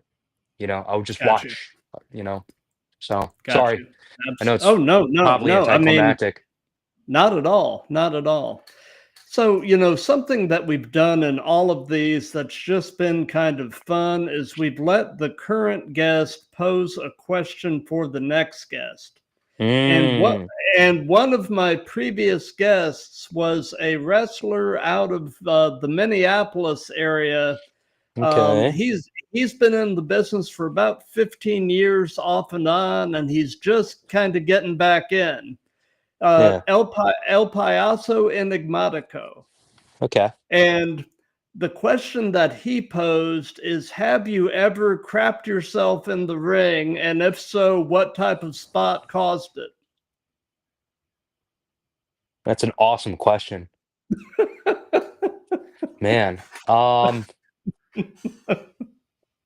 I ever crapped myself in the ring? I feel like I would know. Like I would probably never let that die down. I know for some reason I've never crapped myself in the ring, but I know for sure that like almost every single time before I go to I go out there out like, and I guess it's maybe the pre-match angst, but like I get the most insane nervous shits feeling in my stomach. Like Hmm. I gotta go to the nearest toilet and I just gotta annihilate it. Like that feeling hits me almost every single match. Like, again, probably just because of how nervous I am. Um, I know some people have definitely crapped themselves in the ring, that I've also maybe shared a ring with. I'll keep that to myself for now, but they know who they are. Whoa, that's all I'll say. But little in joke out there. But I have never personally crapped myself, but I'm never ruling it out. And as of now, I'm definitely going to come up with a plan and a course of action. If we're going to talk army terms, I'm going to come up with a con op on how I'm going to, react to contact. Let's just say if I ever shit myself in the ring, you know, Absolutely. Yep. that's an amazing question. I don't even know how I'm going to top that one off, but that was really good. So, since this is part of a series, do you have a question that you would like to ask the next guest? If you don't have anything at the moment, you can message me later. Right. But do you have a question off the top of your head? Well, first of all, here's my question is, to whoever's next on Throwdown with Matt, like, first of all, when am I gonna fight you? Okay. Second, how do you feel? Because wrestling, at the end of the day, you can get all poetic about this shit, right? Wrestling, at the end of the day, is a giant collage of art. There's many different ways you can, interpret wrestling. There's many ways you can do wrestling. Obviously, we see. How do you add your own individual personal, you as a person, as a performer, how do you add your own individual collective little piece to that collage? What unique little, I guess, artwork do you contribute to this big painting that is wrestling? I like that. I like that a Grazie. lot. The, Nice. you are a cerebral dude, and I dig that. I Wow. really, I love really that. Love dig that. that. Love that big vocabulary there. Yeah. Cerebral. Nice. So we're getting pretty close to the end of things. So do you Yeah. have any upcoming shows or anything at all that you'd like to give some hype to? Well, this Friday I won't say where I'll be because I don't know if I'm supposed to keep that in the wraps or not, but I will be performing So I was pretty active all throughout the summer, even though I just got to the Atlanta scene. I've performed on another number of shows. I was on Pro South every week. I was on WWA 4 Thursday Night Live every week. Um, I was doing DWA shows. I was eyeing up a couple other promotions like Classic City, and I'm trying to make my rounds. Uh, I got a little bit of a story to tell on my face. Let's just put it that way. Back in last weekend of August, so I kind of took a little bit of a break just to tend to it and heal it. So I'm kind of slowly coming back to wrestling. Um, so as for right now, I'm gonna be you know, I'm not rushing head first into it. No pun intended. Um, but I'm just gonna do the thing because I've taken a break, and it's I'll help out at a couple shows in the near future, and then just you know work my way in, pitch ideas from there. Because time's the one thing I got, baby. I got another, God, 8 months here at Georgia at the very least, and I might just leave and go back to Washington. Unless they start paying me enough money on this wrestling scene. Joke, or is it? Um, but but yeah, I'm just kind of. I will say I'll be performing this weekend, and I may be very, very, very extremely public about it once it's done. But for right now, we'll see where things head. But yeah, if anything though, I do want to give a special shout out to my best friend Luis Delamorte, and he is going to have uh he's in the main event spot finally of SOS. I believe the show is called Wake Up Dead Man, and it's been a long time coming for a guy who stresses out about wrestling nonstop, but he's one of the best that I've seen, and a lot of other people are noticing it. And it's long, long overdue that he's finally getting some really, really good quality recognition. So if I can plug that show, um, I really want to do Wake Up Dead Man SOS Pro Wrestling out of Tacoma, Washington. It's a great show. It's very colorful. It's very flavorful. And it's got a lot of variety on it. And it's by far, no biases, all bias aside, one of the best wrestling shows out there on the IWTV. So, you know, there you go. Other than that, Nice. I'll do the generic thing. I'm sorry, Matt. One more thing. Support your local indie wrestlers. There's way, way, way too many wrestlers back home on the Pacific Northwest side and here in Atlanta. There's just way too many wrestlers to plug. There's way too many wrestlers, amazing people in the ring, out of the ring, on the mic, whatever. There's just it's too much. It's too much. I can't name drop every single person. So all I'll say is that whether you're a worker and you're doing this, we're on this together. Support each other, support your local wrestler, buy the shirts, keep doing the Instagram thing, which I'm terrible at, by the way. If you're a fan, like we love you, we live for you. You breathe life into this dream that we've had since some of us were children, like me. Um, so our measure of success with you is whether we see smiles and reactions out of you. So as long as you fans keep coming to the shows and you support wrestlers in any way you can, that means the world to us. And I know it's super vague, super generic, but where else is this coming from other than my black heart? I So was going to say it's heartfelt, yeah, there you go. So speaking from the soul, you know. Uh, So well, as far as what we've got coming up on the Throwdown, mm, this Wednesday, 2 days from now, October the 8th, 7 p.m. Eastern, I've got episode 161 with a Texas-based wrestler, the Night Devil Tamaku. And then this coming Monday, the 13th at 7 p.m. Eastern, I've got episode 162 with a Florida-based pro wrestler, Big Boy Patty. And then next Tuesday, the 14th, 7 p.m. Eastern, episode 163 with pro wrestler Gigolo Josh Valen. So those are the next three that are coming up, but we've got a lot more in store, and I've got some exciting stuff coming up that I'm on the verge of announcing that I'm definitely absolutely jazzed about. So Damn definitely straight. definitely keep an eye on my socials because there are some really cool things ahead. And before we wrap this up, I want to real quickly with you go through the card for this Saturday's Crown Jewel in Perth, and I want to get your predictions. Okay, let's do it. So let me wind this back here. Okay. So just kind of starting off, they haven't announced the match order, so I just kind of put the card in the Yeah, order yeah. that logically made sense to me.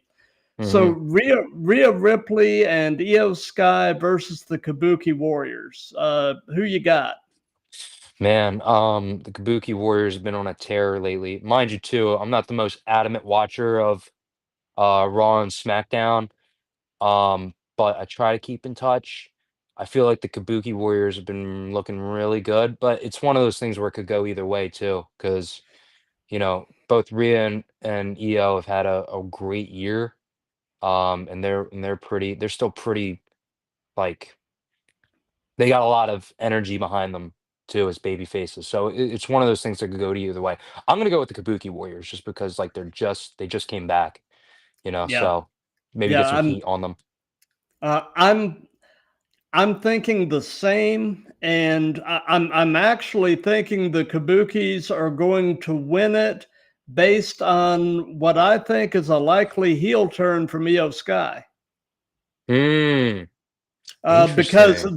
they've been doing this sort of an undercurrent storyline about family among these Asian women. Okay. So yeah, so I think we're going to see a heel turn from Io. Interesting. Oh man. John Cena and AJ Styles. This one I think has the potential to steal the show. hmm Let me just say this real quick side tangent. I have so much I want Okay. to say about this John Cena 2025 run, and I'm sure so many of other people have said things that I feel like I'm very strongly about this because John Cena, like I liked him when everybody hated him, and I know, it's Hmm. so revolutionary to say, but like genuinely, he's always been one of my favorite performers. Surprisingly, from an in-ring perspective, he's very nuanced. Um, and funny enough, too, one of my favorite, if you had to ask me like top 10 WWE matches of all time, number one is John Cena and AJ Styles at Royal Rumble 2017 for the title. I think that's the greatest WWE match of all time, just from an in-ring perspective, from a storytelling perspective. Hmm. That's just me. As far as this goes, I really think Cena's going over because there's no way. See, like since he dropped the title to Cody at SummerSlam, like it's just been a sinking ship for John. And I get it, Yeah. he's on his way out. He wants to put people over. Um, but like I don't think AJ like it's going to be an amazing match, like you said, it's going to Oh steal the yeah. show. But I don't really think AJ, and I mean this with all due respect, like there's not a lot he can get out of this win. But Right. Cena needs a little bit of steam going into the Washington D.C. match. And that's just Yeah. me. So Ab- love to hear your I thoughts. I absolutely agree. After what happened with him and Lesnar, I mean, I can't see them wanting to have him lose two in a row. And Mhm. like you said, AJ gains nothing by a win here. So I mean, I agree with you. I think Cena wins, but I think this is going to be a heck of a match. Right, right. And I'm glad it's happening. It Oh, sucks for though, sure. because AJ hasn't had exactly the best couple of years either. Like from an in-ring perspective, he knocks it out of the park every time. But it's just kind of feel like you have AJ Styles, like the TNA guy that I still refer to him as. Like the Yeah. guy in your company, and they still haven't they still haven't used him to his full potential, and that really bothers me. But then again, too, like this Cena reign or this Cena run, has just been nothing short. I feel of just completely backfired, and you might Yeah. disagree. No, Um, I agree. I think yeah, yeah, it's unfortunate the way it's been handled from the start. right, right. So And I have so much I want to say about it, but let's just move on before I get into a hour-long conversation about it. agreed. Oh So yeah, the Crown Jewel Women's Championship, Tiffany Stratton versus Stephanie Vaquer. Who you I got? think I think Stephanie Vaquer's got it. She just I won the do too. title. Yeah, she just won the title. She's, they're positioning her for a reason. I think Tiffany's kind of been like, you know, um, again, I haven't been watching really SmackDown lately, much of it. So, but I did see that Stephanie did win the women's world championship. And I saw that maybe they're thinking about wrapping up Tiffany's title reign soon. Yeah. I remember a couple weeks ago, might have been fake, because that's what fake reporting in wrestling? What? Never. I saw I saw that maybe she might be hurt. So I don't know if that's true or not. So anybody in the chat can correct me. But I think not only that, I think Stephanie Vaquer needs it. She just won the championship. Um, and if you're gonna put the rocket on her, you need a big win like that because she's still a big name. She's still got a lot of steam behind her. So that would mean a lot for Stephanie and her direction going forward too. So Absolutely. I mean, like you, I definitely think Stephanie wins this. Mostly because, I mean, she's still fairly new to the main roster, and she's been, they've basically strapped a rocket to her, and mhm. I just feel like another high-profile win like this to sort of further solidify herself would be a good move. Right, right. No, you hit the nail on the head. So great. And then the Crown Jewel Men's Championship, Cody Man. Rhodes and Seth Rollins. This one, yeah, I'm going to go ahead and give kind of my thought on this first. I see one of two things happening here. Hmm. One, I see Randy Orton getting involved, Uh-huh. seeming to help Cody, but then hitting him with an RKO, Right. or Punk getting involved in order to take something away from Seth that he really wants. Yeah. But of the two options, I'm actually going to say Seth wins by virtue of Orton to basically spin Cody off into the feud everybody's been wanting with Randy Right. Orton. Hmm. What do you Yeah, this think? is it again, it could go either way. I know like Seth and his stable still are a top thing on Raw. I saw that Roman Reigns returned for like the seventh time this year, Yeah, last week. So I don't know if they're trying to insert Roman into it too. I know CM Punk. I remember everybody was like going gaga over AJ Lee returning, which is I can understand why. That was a huge moment. So I don't know if they want still get stuff out of that too. But yeah, like, Randy, I don't necessarily know if it will be because it's Randy Orton. Like, people gonna boo him? No. Um, he could certainly like they set up for it on. I saw like the thumbnail on SmackDown that he like helped Cody or something like that. So they're definitely teasing it. Otherwise, they wouldn't air it. right. Um, so I know for sure something's there, and it looks like it's gonna go in that way. But it comes down to who needs to win. Like I sound like a broken record, but who needs to win more? And that's tough because um, both these guys are really in their A game right now. Um, so man, Um, I'm gonna agree with you. I'm gonna go with Seth winning this by like a Yeah. squeaker. Like he just barely wins it, just so that way, like if they want to do something with Punk, um, Seth's got some heat on him for going over on Cody. And then as you mentioned, if Randy were to interfere and they were to go in that trajectory, that storyline would have some heat. So makes sense. Also too, maybe maybe a little bit of a hot take, which by the way, Matt, I have a lot of wrestling hot takes, and that's one of my favorite things I get to discuss. Not often because I'm not around wrestlers as much.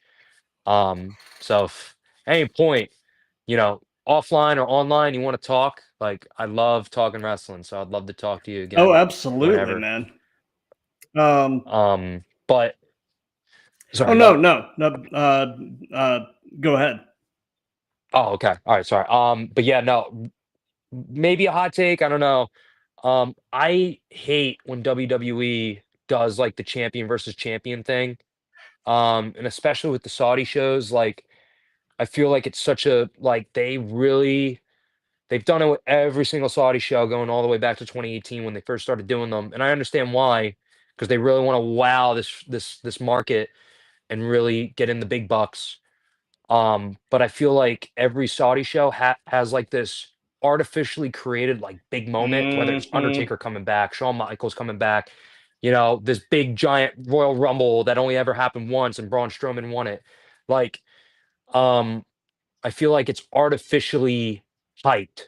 It is. And part of that is the champion versus champion match. Um, Quick side note, I remember back in 2019, the night after WrestleMania 35, which by the way was one of my least favorite WrestleManias. Um, I remember they teased Kofi and Seth Rollins title for title literally the night after they both won it. And everybody, like, I remember the comments being like, no, no, that's terrible. I never understood, the whole champion versus champion thing. Like, keep them, like, let them do their own thing. Like, every once in a while, sure, or if you want to do like, if you're altering the brands or the shows, like they've done X amount of times, and you want to consolidate the titles or split them apart again, like, whatever. But I just I don't think anything ever good comes out of a champion versus champion match when it's two world titles going at Yeah. it, except in some rare circumstances. You know what I mean? Um, I don't think it pays off the way that they think. Because in one way or another, like you either got to really fucking overbook it, like all these different people getting involved, so that way you protect the other champion losing, or it makes the other champion look weak. Like how many matches can you name? Not off the top of your head, but like I'm sure you can think vaguely of like two champions going at it, and then one just looks like a total Yeah. fool, Yeah. in defeat. And it not just devalues them, but it devalues the belt Yeah. too. It does. And it's like there's no good. You can't convince me otherwise. There's no good that comes out of a situation like that. Agreed. You know. Agreed. And So hot, hot take from my end. I, all right. I understand it's a great money thing, but I hate WWE being in bed with the Saudis. Yeah, 100%. I 100%. really do. I really don't like that partnership. Right. But Right. it is what it Um. is. Yeah. Unfortunately, like I at first, like when it was like Saudi Arabia of all people, like of all like all people, all governments, all nations. At first, I was like, not with Saudi Arabia itself, but I remember in 2017 specifically, like when WWE was doing the India thing when Jinder Mahal was Hmm. champion, and they did that India tour. I thought that was really Yeah. cool. And now they're doing it with like France, they're doing it with Germany, they're doing it with like they're having more of a global presence. And maybe it's just me as a global affairs major. I don't know, but I'm passionate about this stuff. Um, there is so like I'm willing to say there's more fans outside of the US than there are in the US of wrestling. Why would you never want to give these people a taste? Exactly. Like so on the one hand, like is it good that WWE's tapping into making it a global brand and bringing their unique experience to people all over the world? That's amazing. I think it should happen more often. I think they should go to Southeast Asia. I think they should go to. I know they did one show in Australia, and that was Yeah. it. They should, like, I want them to do shows in Africa and South America. Like, I'm talking like televised pay-per-view events. Like the one they did in Puerto Rico. Awesome, right? The crowd was on fucking fire too. Um, so if that doesn't scream at them, hey, do this more often, I don't know what it does. But Saudi Arabia, of all countries, Yeah. like, first of all, yeah, the whole blood money thing, because it's like a genuinely oppressive Yeah. regime. It's an authoritarian monarchy, and they've done some very, very, very questionable things. And I remember it was like a month before the first Crown Jewel where they murdered that Yep. journalist, and everybody was up in arms about it for a good reason.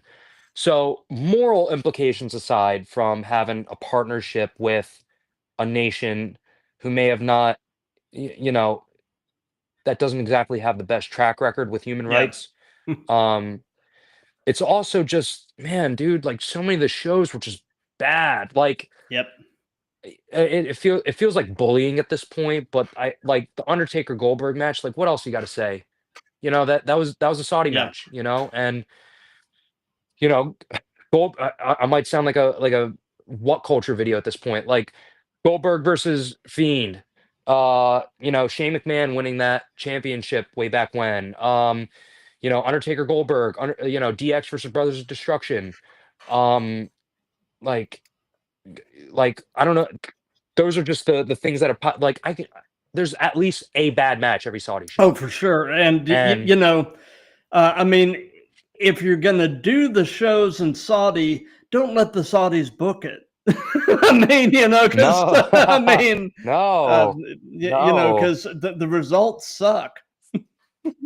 Right. Well, look, they booked Kane's mask flying off in the middle of the Yeah. match. You know? Yeah, that was bad. That was because, like I said, going back to when I was a kid, I was such an Undertaker fan growing up. I loved Kane too. Seeing those two back at it, especially after Shawn Michaels coming out of retirement, like that dude had the perfect retirement match with Taker at WrestleMania Yep. 26. Him coming out of retirement for that match with getting Saudi Arabia Yeah. money, and like them just botching, like Undertaker, Triple H, Shawn Michaels, Kane, that's like combined 100 years of wrestling experience Yeah. right there. How they put that match together and how it came out that way baffles me. And the cherry on top is that Kane's mask just fell Yeah. off. Like, just for no reason, just fell Yep. off. What can you do? I mean, What can Yep. you do, Yep. right? Yep. Yep. Yeah, yeah, right. Maybe usurp power in WWE and say, all right, I'm in charge now. Yeah. No more Saudi Yep. shows. Yep. Yep. But one can dream, right? Absolutely. So, Well, hey, man, thank you for your time. This has been an absolute blast. And, I definitely look forward to collaborating again. I mean, absolutely, Matt. this has just been such a treat. And Matt, the pleasure and honor was all mine. Not enough nice words I can give you right now for this opportunity. Really talking with you and figuring out what a cool guy that you are, and likewise. really just kicking Yeah. it. Yeah, like just kicking it about something that I'm just uber passionate in, to the point where, like, sorry guys at home if you see my room, but like I don't know if you could see that right up there, to the point where I split my head open in the match. Granted it was on accident, from a top rope crossbody of all things. But like that's gonna be there forever, and I would have it no other way because I love wrestling that much. I love being a performer. I love talking about this, even if it's doing predictions. I love this sport. I love this entertainment. I live for it. I breathe for it, and I bled for it. And it's my greatest honor whenever I get to talk about it with dudes who are as knowledgeable as you. So consider this, again, just nothing short of an absolute pleasure and an honor, Matt. So thank you. Well, man, the feeling on that is completely mutual. And, for those of you that have been watching this live, thank you. For those of you that'll be Yeah. seeing this on replays and such, thank you for that. Mm-hmm. If you like what we've got going here, do the old like, comment, share, and subscribe. All of my socials are in my link tree and my Instagram bio. And until Wednesday night with the Night Devil Tamaku, be good to each other, love each other, and let's keep throwing down.